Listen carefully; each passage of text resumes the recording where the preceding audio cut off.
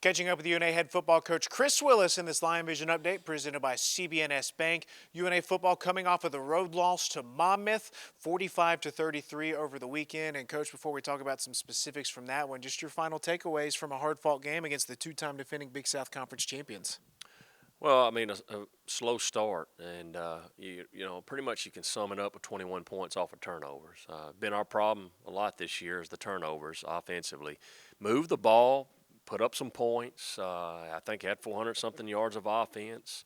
I think we've improved, but we just never have gotten away from the turnover bug. I think one game this season that we've gotten away from it, but early in the year they were scoring off the turnovers. Now it's setting up the scores, and then they're getting them in the red zone on top of that. So I mean that was the difference I thought in the entire game. I think we matched them for most part. We had some trouble defensively stopping the run, which has been a little bit of the problem somewhat this year. But overall, I think we had 2 picks, and we come away with some key stops at times, but.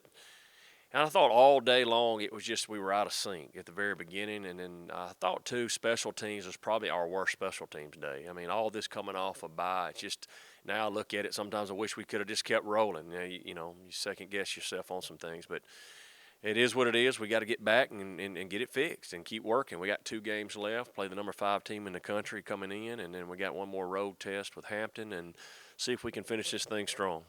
Let's talk about Dexter Boykin and the big day he had. 10 receptions, 172 yards, and a score. He's now moved into 3rd place on the all-time receiving list at UNA, trailing just Dre Hall and Michael Edwards, 2 big-time names. But, Coach, Dexter Boykin, how dominant was he on Saturday?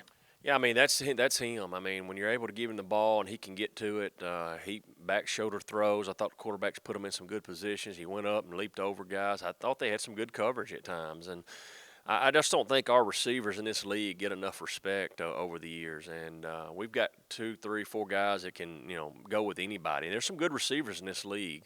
But I think we've got 3 or 4 of the best guys just overall as a unit. I think we got the best overall unit. Everybody's got that one. We've got 3 or 4 guys, like I said, that have just kind of been showing out. And, Dex is a hard worker. He deserves it. We'll see what happens in the future. He's get that extra year due to COVID. I don't know what he's going to decide to do, but if he wants to come back here, we'd be more than happy to have him. Coming up this Saturday, it's the home finale. Kennesaw State comes to town, the number 5 ranked team in the nation. And, Coach, they run that triple option attack. How tough is it to prepare for that? It's not easy. You see it, if you think about it, we didn't see it last year in the 4-game schedule. So you just don't see it. It's hard to simulate the speed. That's why they're ranked 5th in the country. They're good at what they do. But, what gets kind of lost in all this is their defense. That's the side of the ball that's really good. I would put them up there as this will be either the number 1 or 2 defense we face this year. I think Chattanooga, I would, wait until I see them play, and I can give you how I feel about both of them. But, Chattanooga up to this point was the best, and this one's pretty good too. This is one of the best linebacking cores I've seen.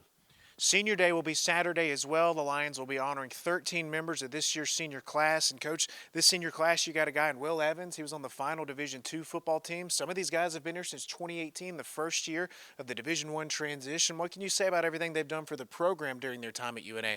Well, obviously, this last year with COVID and the transition, you got to think some of them guys have gone through quite a bit, and they've seen quite a bit from D2 to D1. Then you got the guys that just joined in right after COVID.